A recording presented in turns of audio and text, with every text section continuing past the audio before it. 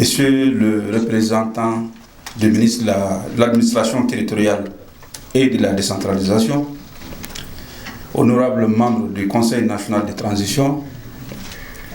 mesdames et messieurs les représentants des missions diplomatiques et consulaires accréditées au Mali, monsieur le représentant de la mairie de la commune 3 du district de Bamako, monsieur le président de l'association TEMED, monsieur le président d'honneur de l'association TEMED, monsieur le représentant des légitimités traditionnelles, monsieur le président de la Commission nationale des droits de l'homme, monsieur le représentant de l'Organisation internationale du travail, madame la représentante d'Avocats sans frontières Canada, monsieur le représentant de Anti-Slavery International, monsieur le représentant du NDI, mesdames et messieurs les représentants des organisations et leaders religieux, monsieur le représentant de la coalition malienne de lutte contre l'esclavage au Mali, mesdames et messieurs les représentants de la société civile, mesdames et messieurs de la presse, mesdames et messieurs les membres de l'association TEMED, distingués invités en vos rangs, grâces et titres, tout protocole observé. C'est avec un réel plaisir et un grand honneur que je prends la parole ce matin au nom du ministre de la Justice et des Droits de l'Homme, garde des Sceaux, empêché par des contraintes d'agenda, à l'occasion de cette cérémonie marquant la célébration de du 75e anniversaire de la Journée internationale de l'abolition de l'esclavage, de la traite des êtres humains et de l'exploitation de la prostitution d'autrui, organisée par l'association TEMED, pionnière de la lutte contre l'esclavage par ascendance au Mali. Le ministre de la Justice et des Droits de l'Homme, garde des Sceaux, M. Mamoudou Kassougué, me charge d'adresser à cette auguste assemblée ses chaleureuses salutations et ses encouragements, tout en réitérant ses félicitations à l'endroit de l'association TEMED, dont le combat est en droite ligne des missions assignées à notre département dans le cadre de la protection et de la promotion des droits de l'homme. Lorsque l'Assemblée générale de l'Organisation des Nations unies adoptait la Convention pour la répression et l'abolition de la traite des êtres humains et de l'exploitation de la prostitution d'autrui, le 2 décembre 1949, l'humanité venait de franchir une étape cruciale pour plus de justice sociale et d'ouvrir la voie à un mouvement international au service de la dignité et du respect des droits attachés à la personne humaine. Cette convention est venue renforcer les dispositions claires de la Déclaration universelle des droits de l'homme de 1948, dont l'article 4 précise, je cite, « Nul ne sera tenu en esclavage ni en servitude. L'esclavage et la traite sont interdits sous toutes leurs formes. » Fin de citation. 75 années après l'adoption de cette convention, ces fléaux que constituent l'esclavage, la traite des êtres humains,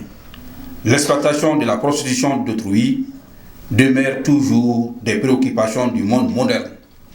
dans un mouvement dont les acteurs principaux sont les États et les organisations non étatiques de défense des droits de l'homme. C'est la raison pour laquelle le ministère de la Justice et des Droits de l'Homme est très heureux d'être associé à cette activité de TEMED et soutient toutes les initiatives visant à favoriser la protection et la promotion des droits de l'homme dans notre pays. Cette célébration de la Journée internationale de l'abolition de l'esclavage se tient à un moment où notre pays connaît des avancées significatives au plan juridique et institutionnel. D'une part, pour mieux combattre les pratiques attentatoires aux droits humains. Et d'autre part, pour renforcer l'efficacité des actions de l'État en tant que premier acteur dans la protection et la promotion des droits de l'homme. Dans ce cadre, la première chose à signaler, c'est la prise en charge de façon claire de la question de l'esclavage par la Constitution du 23 juillet 2023, dont l'article 4 dispose, je cite, « Nul ne peut être soumis à la torture, à l'esclavage, au traitement inhumain, cruel et dégradant. » Fin de citation. Il s'agit incontestablement d'une avancée historique qui est l'expression de la volonté manifeste de notre peuple à combattre ces fléaux constituant l'une des pires formes d'atteinte à la dignité humaine. La deuxième chose, c'est que le gouvernement de la transition, sous les orientations éclairées du président de la transition, son Excellence, le général d'armée Assimi Goïta, a pris la juste mesure de la gravité de ce fléau en adoptant des dispositions réprimant l'esclavage, en tant que tel, prévu par le Code pénal adopté le 31 octobre 2024 par le Conseil national de transition. Enfin, la troisième chose à souligner, c'est que le dispositif institutionnel de prise en charge des questions de droits de l'homme dans notre pays s'est renforcé avec la création de la Direction nationale des droits de l'homme dont la pleine opérationnalisation est en cours. Distingués invités, mesdames et messieurs, ces avancées significatives obtenues au plan juridique et institutionnel méritent d'être partagées avec l'association Témel, connue au plan national et international pour son engagement et sa détermination dans le combat contre l'esclavage par ascendance et les pratiques analogues. Comment ne pas saluer le courage de cette association qui a cru en ses forces et ses moyens pour s'attaquer à ces fléaux de notre âge, antidote du progrès social qui persiste dans notre pays en brisant le silence. Il convient de souligner que l'information, la formation et la sensibilisation qui constituent des moyens d'action de cette association sont sans nul doute des moyens d'intervention très efficaces face à des pratiques imbriquées dans les réalités culturelles et socio-culturelles de notre pays. Le soutien du ministère de la Justice et des Droits de l'Homme à Témel ne fera pas défaut, car ses objectifs et les missions de notre département sont bien complémentaires dans le sens du respect des instruments juridiques nationaux et internationaux relatifs à la lutte contre l'esclavage et les pratiques assimilées. C'est le lieu de féliciter, d'encourager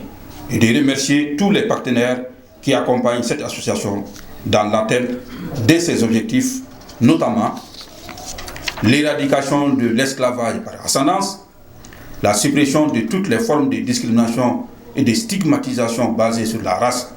le sexe, l'ethnie et la classe sociale, la promotion de la cohésion et de la paix sociale, la sensibilisation sur l'existence des communautés affectées par la pratique de l'esclavage et discrimination assimilée. Honorables invités, mesdames et messieurs, chers participants, avant de terminer, je voudrais une fois de plus réitérer les sincères remerciements et les encouragements du ministre de la Justice et des Droits de l'Homme, garde des Sceaux, non seulement pour cette belle initiative, mais aussi pour tout ce que l'association Témel a fait et continue de faire dans le domaine des droits humains, en particulier la lutte contre l'esclavage et les pratiques assimilées. C'est sur ces mots d'encouragement que je déclare donc ouverte la journée marquant la célébration du 75e anniversaire